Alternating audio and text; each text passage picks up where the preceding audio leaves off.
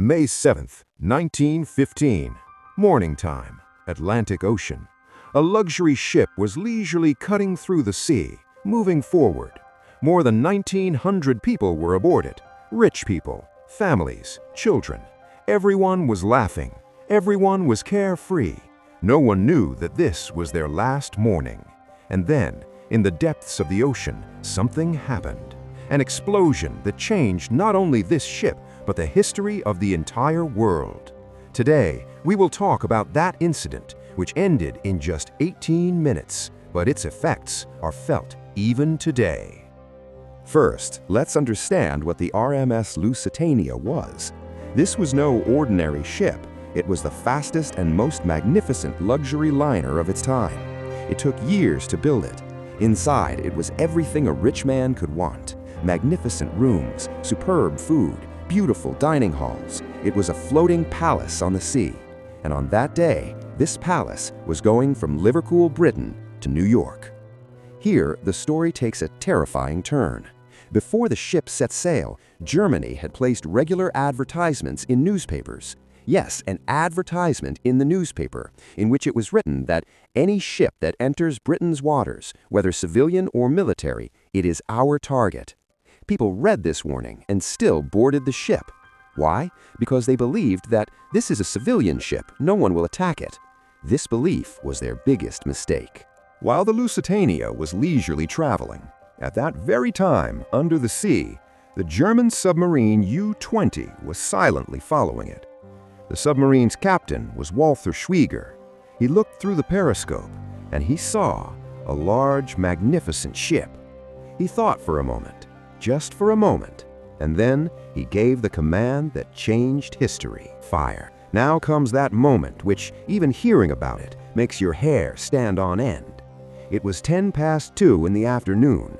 The torpedo moved forward, slicing through the water, and then, boom, a massive explosion. But friends, it wasn't just one explosion. There were two explosions. The first was from the torpedo, and the second? The cause of the second explosion is not entirely clear to this day. Some say the ship had secret weapons on board.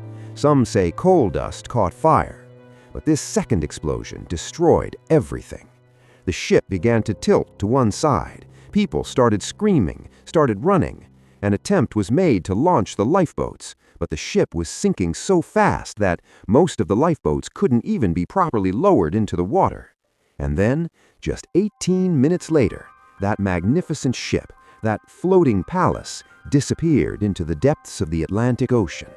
18 minutes. Only 18 minutes. What the people who survived saw, they never forgot. People were swimming in the cold ocean, screaming, crying for help. Children slipped from their mothers' hands. 1,198 people were killed. Among them were 128 Americans. And those who survived, only 761 people. The rest slept forever in that cold sea. When this news spread across the world, there was anger everywhere. There was shock everywhere.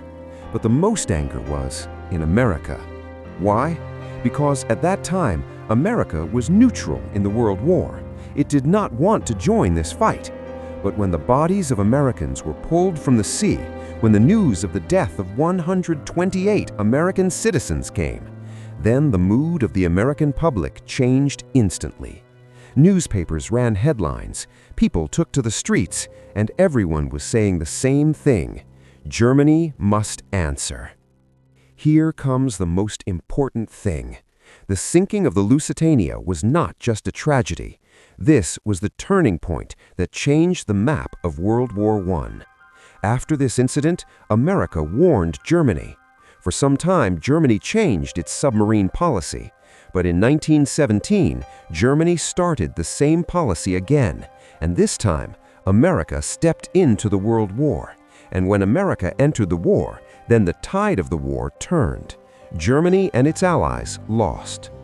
Just think, friends, one ship, 18 minutes, and the history of the entire world changed.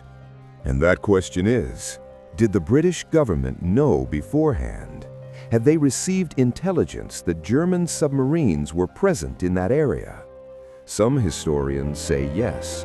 Some documents emerged later that revealed the British Navy knew of the submarine's presence, but the Lusitania was not ordered to change its route. No escort was sent. Why? Was this negligence? Or was it a deliberate ploy to drag America into the war? This question is still waiting for an answer. The story of the Lusitania teaches us this, that war is not only fought on the battlefield. War is fought with information, in silence, and sometimes with the lives of innocent people. 1,198 people died, but no one accounted for their deaths, neither Germany nor Britain. Those people just became a footnote in history. Friends, if this story made you think, then like the video, share it, and tell in the comments, do you think the British government really knew beforehand? See you in the next video. Thank you. Subscribe to the channel because we bring to light the hidden truths of history.